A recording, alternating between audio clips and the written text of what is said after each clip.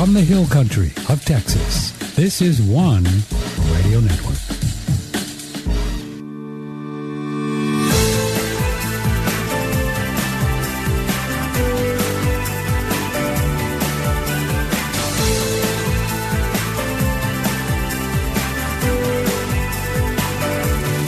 Well, I knew I was in the hill country when I woke up this morning and thought I was in heaven, but I was really in the hill country of Texas, and this is One Radio Network. In case you're setting the watch by us, we are a couple minutes late tonight.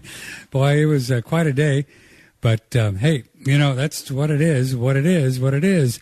And good evening to you. One Radio Network, we're here every evening between 7 and 8 o'clock Central Time. And my name is Patrick Timpone. I have an old friend of mine who's going to join us tonight. He's driving home. He's in his car. Hi, Don Jansen. How are you? How are things in Florida? Oh, just fine. It's a beautiful evening, and I'm just heading home. I'll be home in about 5 minutes. And what part of Florida are you in? I'm in Fort Myers, the west coast of Florida, down almost to the tip. It's in the tropic zone. Well, Don Jansen, you and I met up, I guess, I don't know how long ago. It's been probably 10 years now. I don't know. It seems like that. Long time. And Don Jansen has been involved in doing research and working with ocean-grown vegetables technology for how long now, Don? Almost 30 years. 2 years it'll be 30 years. 28 30 years, really? Yeah. I had no idea it was that long. I came in 1980 and been doing it ever since. Yeah. Don Jansen, you grew an amazing amount of vegetables using diluted ocean water. Is that right? Correct. Yes, that's what I did for most of the time. About 20 of the years I did had gardens and hydroponic farms. Yes. Hydroponic. Yes. And so without soil. Without soil. So that's where you would essentially mix a particular amount of the ocean water, pure ocean water, with a set amount of water, and you would get a particular amount of the total dissolved solids, or what would be the amount of minerals, and then that's what you used to as a growing medium for the vegetables in a hydroponic situation. Is that correct? Yes, because ocean water carries all 90 elements of the universe in the water balanced out.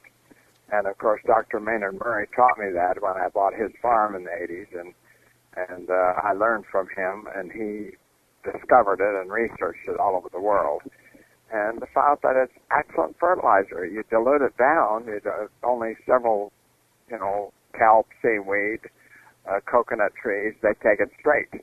It's very high in concentrated minerals. Well, when you dilute it down with clean water, I usually use rainwater, then I get a phenomenal fertilizer. Mm-hmm. And I just feed the plants. I've done it on farms and all kinds of situations. Mm-hmm. Now, you mix it, say, if you're mixing it with the rainwater, just so we can get an idea of the kind of percentages, even though you do use your meter to figure out exactly, per every gallon of rainwater, how much average do you put in the ocean water? I put in about 5-6 ounces with 1 gallon of rainwater. 5 to 6 ounces. Ounces of ocean water. Uh-huh.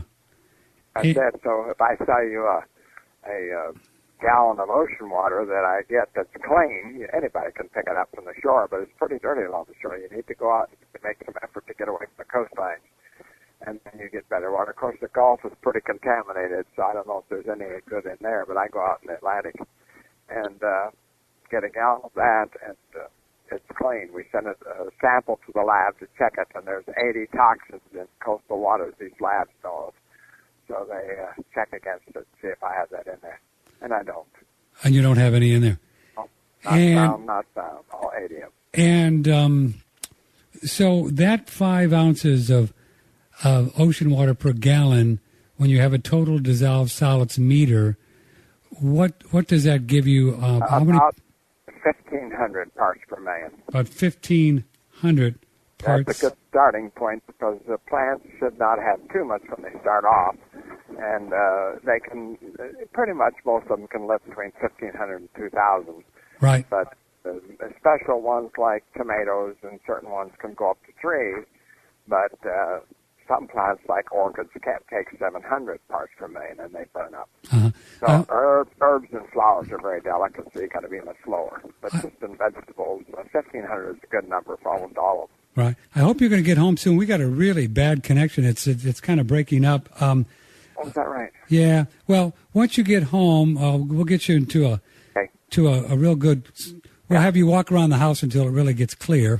Okay. Yeah, we'll do that. Yeah, and I'm home now. I'll be on it in a second. Okay, good. Okay, if you just joined us, I know I could see a bunch of you just popped on. Welcome. Good evening. It's a little bit after 7 Central Time.